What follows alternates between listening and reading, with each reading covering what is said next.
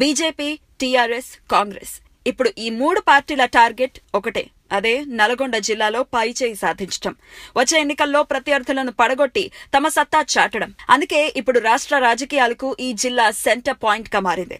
దాంతో నల్గొండ జిల్లా రాజకీయాలు ఎన్నికలకు 2 ఏళ్ల ముందే వేడెక్కుతున్నాయి. గెలుపు కోసం ఇప్పటి నుంచే ప్రధాన పార్టీలు పావులు కదుపుతున్నాయి.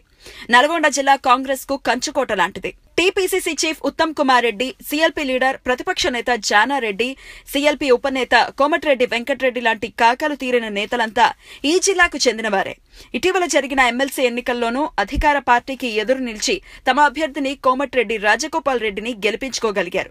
ఇలాంటి చోట కాంగ్రెస్ ను ఖతం చేసి తమ జెండా ఎగరేయాలి అని అనుకుంటున్నాయి టీఆర్ఎస్, బీజేపీ. 3 రోజుల పాటు నల్గొండలో పర్యటించిన బీజేపీ జాతీయ అధ్యక్షుడు అమిత్ షా ఒక్కసారిగా జిల్లా రాజకీయాలను వేడెక్కించారు.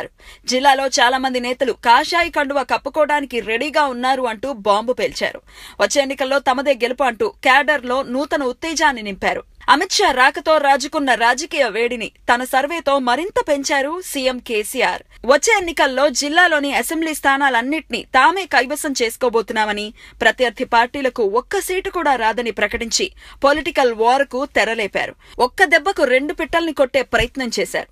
ఓవైపు తమ క్యాడర్లో జోష్ నింపుతూనే మరోవైపు జిల్లాలో బలంగా ఉన్న కాంగ్రెస్ బలపడాలని కోరుకుంటున్న బీజేపీని టార్గెట్ చేసుకున్నారు.